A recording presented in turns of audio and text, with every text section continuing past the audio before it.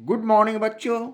त्रिकोणमिति के part 8 video में सफलता की शुभकामनाओं के साथ एक बार फिर आपका पुनः स्वागत है। आइए एक्सरसाइज 8.1 का लेते हैं 11वां प्रश्न। यदि cot थीटा इक्वल टू 12/5 तब साइन थीटा के मान ज्ञात कीजिए। बिल्कुल उसी तरह का प्रश्न। सबसे पहले हम लोग एक समकोण त्रिभुज बनाते हुए यहाँ ये हमारा ABC एक समकोण त्रिभुज है जिसमें कोण बी 90 डिग्री 90 डिग्री का है और कोण सी जो है थीटा है। यहाँ थीटा के सामने वाले कोण को लंब और 90 डिग्री के सामने वाले कोण को कर्ण कहते हैं। और जो भुजा बच गया BC ये आधार हो गया। इस आधार पर cot थीटा बराबर हमारा सूत्र होता है।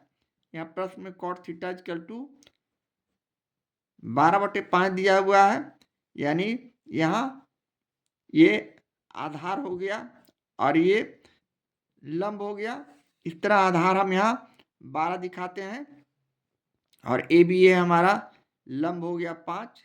इस तरह हमें कर्ण निकालना है। इस आधार पर यहाँ हम दिखा सकते हैं कि आधार इक्वल टू 12 इकाई,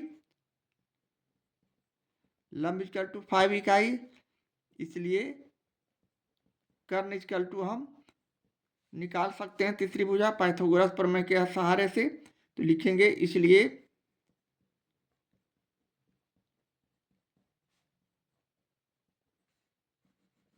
पाइथागोरस प्रमेय से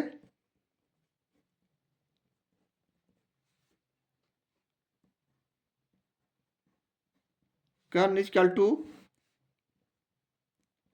आधार स्क्वायर प्लस लंब स्क्वायर, यहाँ आधार 12 प्लस लंब यहाँ 5 स्क्वायर हो जाएंगे। 12 को 2 बार गुना करते हैं, 12 का वर्ग करते हैं 144, 5 का वर्ग करते हैं 25। इस तरह इसे जोड़ देने के बाद ये हो जाएगा 169 जिसका वर्गमूल 13 होता है। इस तरह कर्ण हमारा 13 आ चुका है। ए बी सी के तीनों भुजा मालूम हो जाने के बाद अब हम लोग किसी भी त्रिकोणमितीय निष्पत्तियों को निकाल सकते हैं, किंतु यहाँ प्रश्न में हमें साइन थीटा का मान निकालना है। इसलिए साइन थीटा इक्वल टू सूत्र होता है लंब बटे कर्ण। यहाँ लंब हो गया 5 और कर्ण हो गया 13 और ये 5/13 जो आया हमारे प्रश्न का सॉल्यूशन है, आंसर है। इस तरह हम प्रश्न 11 का सॉल्यूशन करते हैं। एक्सरसाइज 8.1 का ये रहा 12वां प्रश्न। यदि tan थीटा इक्वल टू 5/12 तब cos थीटा के मान बताइए। यह भी लगभग उसी तरह के प्रश्न, यानी यह हम उसी तरह एक समकोण त्रिभुज बनाते हुए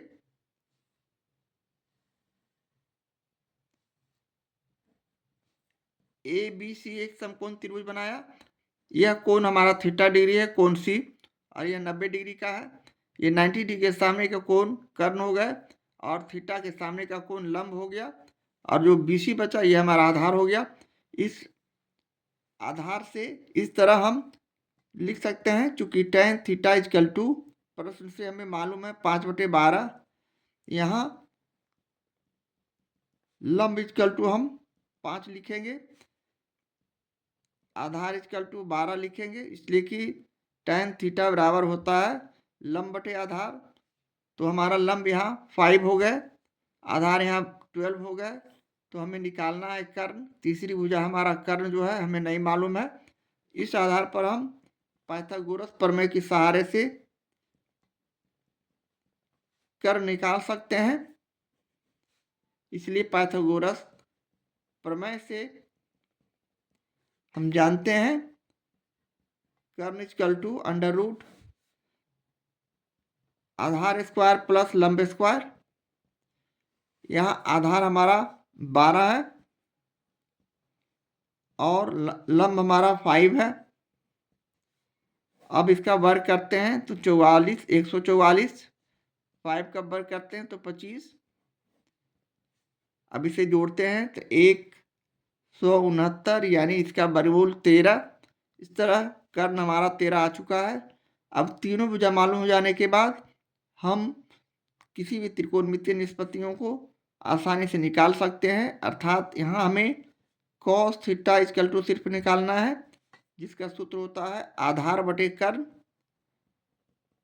यहाँ आधार हमारा 12 है और कर्ण हमारा 13 है, यानी 12/13 जो आया हमारे प्रश्न का सोल्यूशन है, आंसर है। इस तरह हम प्रश्न 12 का सोल्यूशन करते हैं।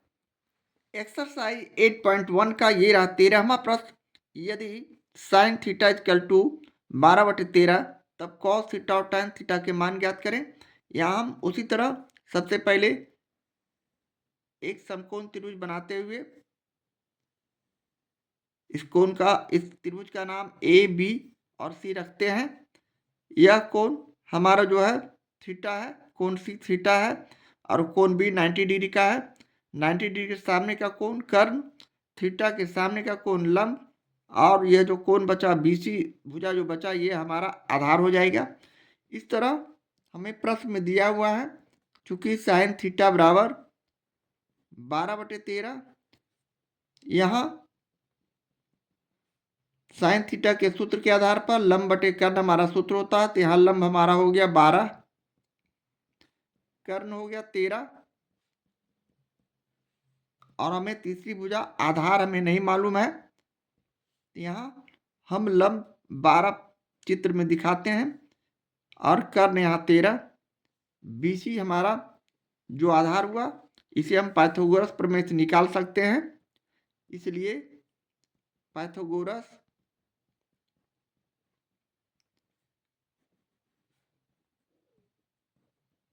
प्रमेय से आधार बराबर हमारे पास फॉर्मूला है कर्ण स्क्वायर माइनस लंब स्क्वायर का वर्ग, कर्ण स्क्वायर माइनस लंब स्क्वायर का वर्गमूल। अब अंडर रूट कर्ण हमारा यहाँ 13 है, 13 का स्क्वायर किए, लंब हमारा यहाँ 12 है, 12 का स्क्वायर किए, यहाँ 13 का स्क्वायर करने पर हमारा रिजल्ट 169, 12 का स्क्वायर करने वर्ग करने पर 144। अब हम इसे घटाते हैं तो 25, और 25 का वर्गमूल 5 होता है। इस तरह आधार BC हमारा यहाँ 5 आ चुका है। अब हमें तीनों भुजा मालूम हो जाने के बाद किसी भी त्रिकोणमितीय निष्पत्ति को आसानी से लिख सकते हैं। इसलिए हम यहाँ cos थीटा और tan थीटा का सिर्फ मान निकालेंगे प्रश्न के आधार पर। यानी cos थीटा बराबर हमारा सूत्र होता है आधार बटे कर्ण। यहाँ आधार हमारे लिए 5 है, कर्ण 13 है, यानी 5/13 हमारा cos थीटा का मान होगा। और इसी आधार पर tan थीटा लिखेंगे। tan थीटा का सूत्र होता है लंब बटे आधार, यहाँ लंब 12 और आधार 5 है। इस तरह ये 5/13 और 12/5 हमारे प्रश्न का सॉल्यूशन हुआ, आंसर हुआ। इस तरह हम प्रश्न 13 का सॉल्यूशन करते हैं। एक्सरसाइज 8.1 का ये रहा 14वां प्रश्न। यदि tan थीटा इक्वल टू 0.75 तब साइन थीटा के मान की गणना कीजिए। यहाँ मेरे प्रश्न में दिया हुआ है, चूंकि tan थीटा इक्वल टू 0.75, जिसे हम फाइनली इस तरह भी लिख सकते हैं, यानी 75/दशमलव के लिए 1 और दशमलव के बाद 2 अंक तो डबल 0 दिए। इस तरह दशमलव का हम स्थान चेंज करते हैं, यहाँ दशमलव है। इस तरह अब इसे हम शॉर्ट फॉर्म में लाते हैं छोटे रूप में, यानी 25 से इसे काटेंगे, 25 या 75, 25 चौक 100, यानी 3/4 जो आया हमारा tan थीटा का वास्तविक मान हुआ। यानी यहाँ हमें मालूम क्या क्या है, तो यहाँ हमें लंब मालूम है, यानी tan थीटा बराबर लंब बटे आधार हमारा त्रिकोणमितीय निष्पत्तियां से सूत्र होती है। इस तरह लंब हमारा यहाँ 3 हो गया, आधार हमारा 4 हो गया, तीसरी भुजा में कर्ण नहीं मालूम है। कर्ण नहीं मालूम रहने से इसे हम इस तरह फिगर में भी दिखा सकते हैं। ये हमारा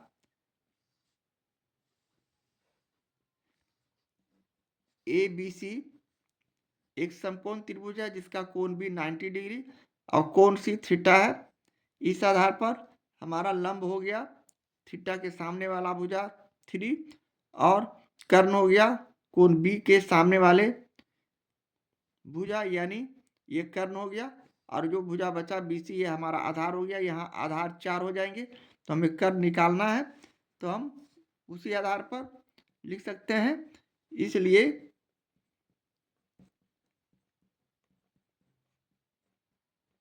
पाइथागोरस प्रमेय से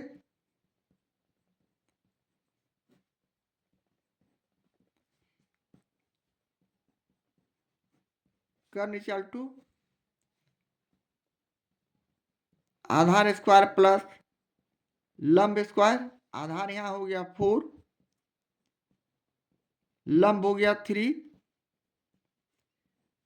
यानी 4 का स्क्वायर करते हैं तो हमारा रिजल्ट उसी प्रकार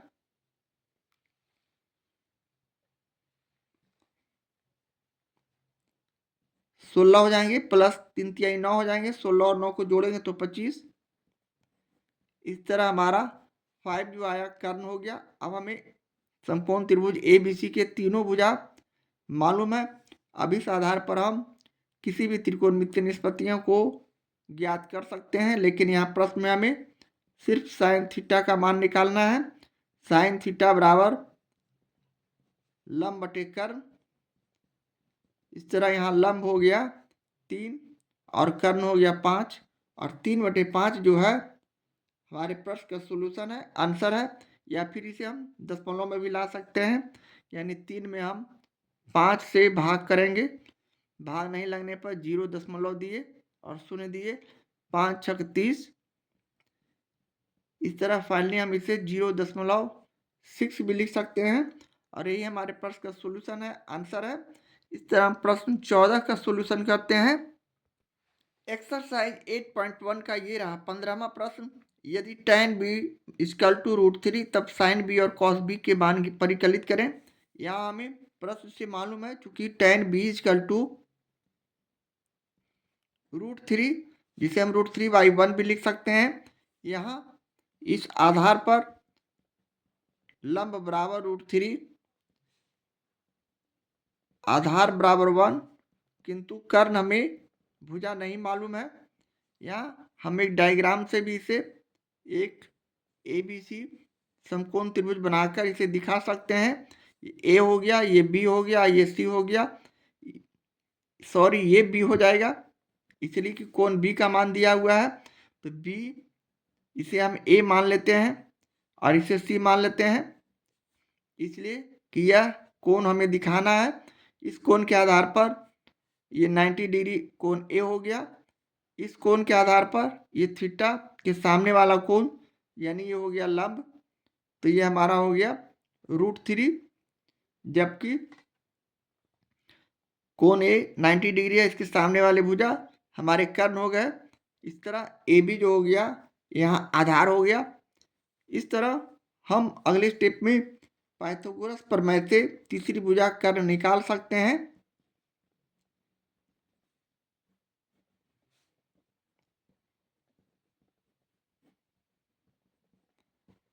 यहाँ कर्ण बराबर होता है आधार स्क्वायर प्लस लंब स्क्वायर का स्क्वायर रूट।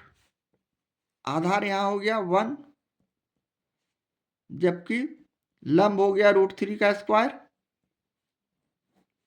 अब हम इसे आगे हल करते हैं तो 1 √3 का वर्ग करने पर सिर्फ 3, यानी यहाँ 4 का वर्ग करेंगे तो 2 हो जाएंगे। अब हम साइन B का मान निकाल सकते हैं, चूंकि साइन B बराबर हमारे पास सूत्र है लंब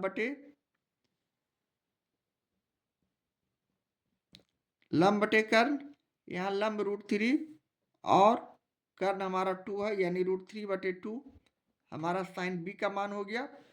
इसी तरह अगले स्टेप में दूसरा त्रिकोणमितीय निष्पत्तियां cos B का मान निकालेंगे, यानी cos B बराबर हमारे पास सूत्र होता है त्रिकोणमितीय निष्पत्तियों से आधार बटे कर्ण। यहाँ आधार हमने 1 और कर्ण 2 निकाला है, यानी 1/2 जो आया cos B का मान हो गया। इस तरह साइन बी और कॉस बी का मान निकालने के बाद ये जो हमारा रिजल्ट आया, ये हमारे प्रश्न का सोल्यूशन है, आंसर है। इस तरह हम प्रश्न 15 का सोल्यूशन करते हैं। एक्सरसाइज 8.1 का ये रहा 16वां प्रश्न। यदि tan theta equal to m by n, तब cos थीटा और sin थीटा के मान ज्ञात करें। यह भी उसी तरह का प्रश्न, यानी हम यहाँ लिखेंगे, चूंकि tan theta equal to m by n, यहाँ हम tan थीटा के सूत्र से लिख सकते हैं लंब इक्वल टू m, आधार इक्वल टू n, और हमें कर्ण जो तीसरी भुजा है नहीं मालूम है। इस आधार पर अब हम एक ABC समकोण त्रिभुज से इसे दिखा सकते हैं। ये हमारा A हो गया, ये हमारा B हो गया, और ये हमारी C हो गया। ये कोण C जो है थीटा है, और ये 90 डिग्री का कोण है। 90 डिग्री के सामने वाले कोण को कर्ण, थीटा के सामने वाले कोण को लंब, यानी लंब हमारा हो गया M। अब जो BC भुजा बचा, ये हमारा हो गया आधार, यानी ये हमारा N हो गया। इस तरह कर्ण हमें निकालना है, तो यहाँ हम उसी तरह लिखेंगे। इसलिए पाइथागोरस प्रमेय से हम तीसरी भुजा कर्ण निकाल सकते हैं। इसलिए पाइथागोरस प्रमेय से